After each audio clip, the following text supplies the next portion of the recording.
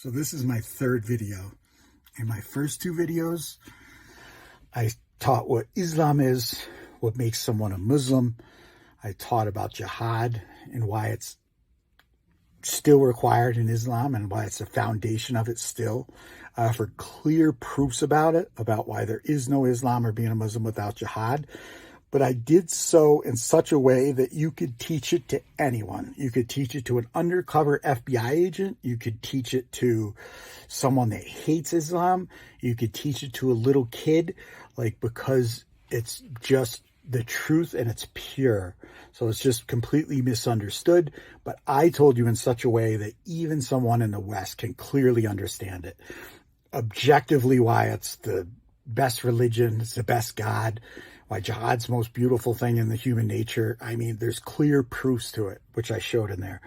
So what I'm saying is I'm not going to be, as much as I love Islam and everything that I've read, and I will be a believer until the day I die, and I will love Islam with all my heart, but I also don't have the courage to be a Muslim. It's a path that's super hard to take. It's the most beautiful by far, but it's also a super hard path, right? And that's why all the religions change from it, Islam, because, they don't want that. They want to go and they want to love their prophet and they want to do their acts of devotion and their outward ceremony, and they just want to praise God and be there, part of the community. They don't want the hard path of Islam.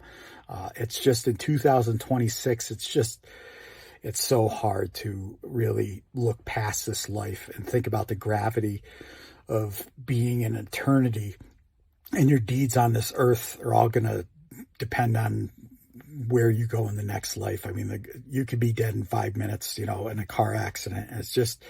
And then your place in eternity is decided. And it's so, the gravity of it, it's so big that, all these religious people and the followers and priests and imams, and they're all saying this, but the gravity of that is just so great. That's really hard for anybody to understand. So what I would say though, is if after you listen to these first two, if you're an imam, do the right thing and stop abandoning jihad in their teachings. Stop hiding behind your back. Stop thinking that there's something wrong with your religion. You just don't understand it.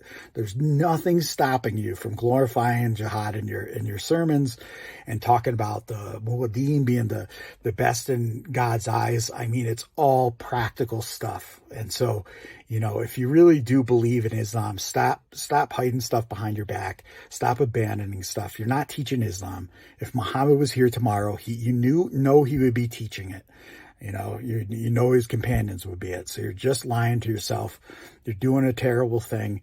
So I'm telling you, listen to the first two videos, and I'm not telling you how to zealot or being a religious reformer or anything like this. I'm just telling you in common sense, love Islam, love jihad. Jihad it's great. It's just the best thing that man can do. It's the center of mankind. And just listen to my videos to get it if you haven't. I know Al-Qaeda and Hamas and ISIS have made it hard on the communities, but that's more the reason to take back the messaging and teach what jihad really is. It's just, if you know what you're doing, it doesn't matter if there's an undercover FBI agent in your mosque. If you know what the truth is, he won't have anything to say about, tell me what's better in this world than jihad. Tell me what's better than Islam. Tell me, I'm ready to listen. He can't have a good answer for you. So there's nothing that you need to hide. So you need to understand these truths to answer the doubts from the believers when they want to leave the religion because you've hid this from them, and they find out about the jihad and they can't make sense of it and they leave. And people are attacking your religion. There's something wrong with it, and they're attacking your God, and you have no answers, right? No good. You don't want a disappointment if you're really afraid of God and you get in front of him. What a disappointment you are that you abandoned part of your religion and you hid it. And you're not going to have any good excuse, and you're going to stumble over yourself.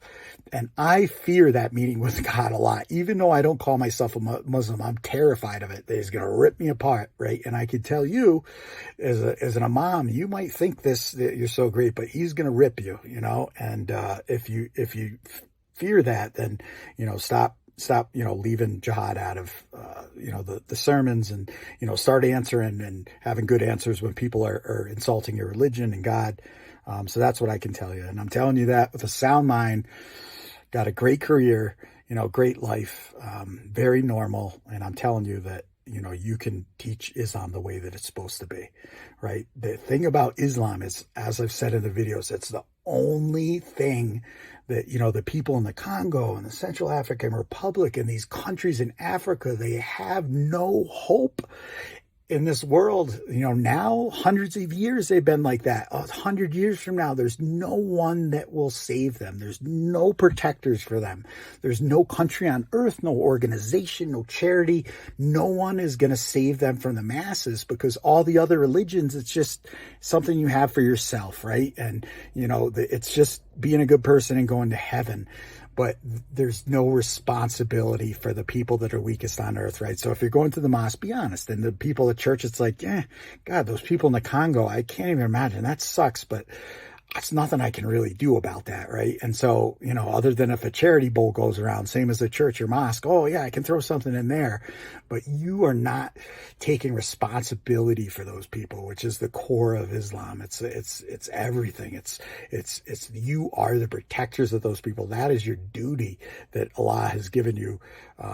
And again, I'm not judging, because I don't have the courage for it either, but at least teach Islam for what it's supposed to be.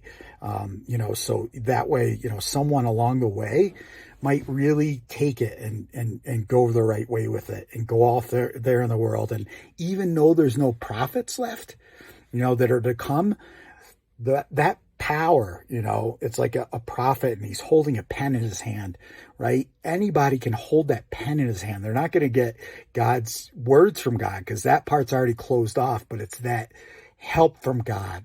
And so, if someone's holding a pen, just as a metaphor for God, if that's, for God's help and aid, if God's aid is in that pen, that person is more powerful than all the armies in the world, right? And that's so inconceivable to us, as people, because it's just 2026 almost. And it's just, God is more just like a personal crutch, and, and just you say your prayers, hey, can I get in heaven kind of thing. But there's no estimation. Like, if there is a God, like, that power is just something you can't even begin to fucking comprehend, right? That is just a power of, like, it's more powerful than any arsenal of nuclear weapons on the earth, because a weapon can only destroy. But if there is a God and his power is to change people's hearts, it is just, again, something you can't even begin to imagine. And there's 2 billion Muslims, supposedly. I call them followers of Muhammad, right? But there's, if you were looking at it like the business, there's just so many people to tap into if you start doing things the right way.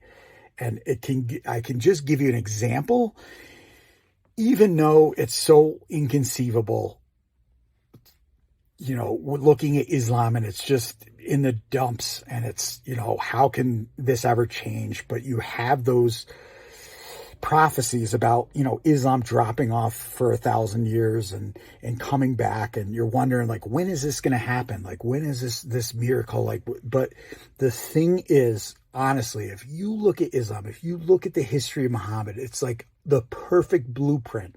And so you can see clearly, like, how the fuse at some point will get lit and then it will take off, right? Objectively, reasonably, no zealotry. Like, how is this going to happen where it's just that fuse gets lit and it says what the prophecies say? And I can make you understand very simply how it's actually can happen. So it's going to start with someone going over to, say, the Congo or someone like this. The country is oppressing the people, corruption like you can't believe, injustice, warlords, having people going around raping and killing people. And it's going to be someone that goes in and teaches the people, like, this is, this isn't allowed by God. Read your Bible, read your Quran. Like, this is not allowed. God is not okay with this. And it's going to be tough. And that's what jihad is. You're struggling, and, you're probably going to end up dead talking about this kind of stuff. Once you mix Islam once you mix, religious stuff with political, then you're going to end up dead most of the time, right? If you just stay and you just preach religion and you just, the mosque and the church, you're probably going to be okay, even in the worst countries. They don't want to hurt those people because the, leaders want to make it look like they support those religious leaders. But as soon as you interject politics, that becomes jihad, because then you're risking your life. You're going to end up dead. But in James, in a case where somebody does this and they accomplish it and they take over a religion like the Congo, in 2025, that means they're probably going to, as soon as they do it, they're going to start stuffing their pockets and, the friends of their pockets. But if you're a Muslim and someone wins over the Congo and he looks at the next country and says, hey, this is where God wants us to move to, if he's guided by truth, right? And he's not looking at Islam like the extremists look at it, right? Basically, objectively speaking, historically, Muhammad, he took a bunch of goat herders, right? And he pushed them to the forefront of economy and science and military for the whole world, right? Out of nothing, all these backwards people, and he did that. So when you see the Taliban and ISIS and they take these countries over and they want to take them back in time 1,400 years, and so they're always just going to be a country somebody can go and just step on whenever they want to take over, and so this is different than, what Muhammad's jihad and the places he was taking over. He was pushing the people forward and not backwards. The challenge will be, how do you incorporate Islam into a society today to advance your economy to the forefront while also keeping the religious values, at the people's core, right? So there's that balance. But when someone finds that balance and he, takes control of that country, and he's like Muhammad and his companions, he has no interest of raiding the treasury. He's not guided by money. He's guided just by truth of helping the people that are oppressed and justice and have no hope in this world. And when that leader, when he does those things, all the other surrounding countries and stuff, they're gonna see that, and they're gonna see what he's all about. And so when that person tries to expand from the Congo to other countries, those countries that are corrupt and under terrible regimes, they're going to look at that leader and be like, why are we fighting this guy taking over? Like, you know what I mean? This guy offers us something much better than what our leaders are giving us right now, right? And so there isn't even much defense that's going to be faced, because it's like, well, I would rather have this system this invaders coming with, you know what I mean? And then that's how Islam spread during the time of Muhammad, and that's how it will spread again, right? The truth, right? Because when you have that, then the countries, they're just all going to drop it like dominoes. Eventually, when someone is guided by that and doing it the right way, that's how it's going to happen. They're just, all these Somalia and Ethiopia, all these countries, they're just going to drop like dominoes when there's someone that takes over a neighboring country and does all the right things, and he hands the natural resources back to the people, and he's not concerned for money and the economy and also religion, but he just wants to save the people. Like all the countries, they're gonna drop. The militaries are gonna be, why are we fighting this? And so that's how Islam will be. And once that's done in the places like sub-Saharan Africa, then you have all these modern Islamic countries, right? And they have huge treasuries of big money. Now, all of a sudden, if they drop in the same way, then Islam is a world power. It could be. So it's kind of sensational, obviously, and unrealistic, but you can see like how clearly it could happen. Like it would just be like it'd spread like wildfire. And so that eventually is going to be how Islam, takes itself out of that 1,000-year ditch. And so that's why it's important, in the mosque and everything. There's nothing to hide about jihad. There's nothing to hide about any of that stuff. And so you have to teach it the right way. And then that way, the more chances arise that way of, if Islam's really being taught for what it is, there's more chance if someone takes it and has the courage to do what basically none of us have today, right? And that is to put, the masses, their welfare and their well-being ahead of our own selves, And the only people now that want to go do that, they are driven by hatred and anger, The radical moms, they breed those people, that are disillusioned.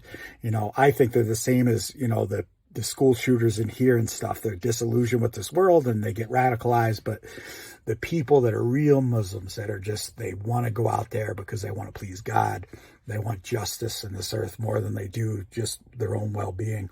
And so hopefully we see that happen.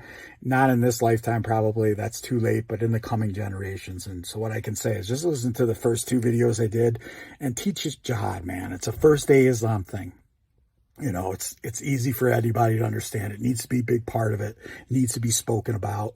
The muhuddin and that kind of thing, like they need to be praised, and it's just understanding what it is. And there's no darkness in it. It's all beauty.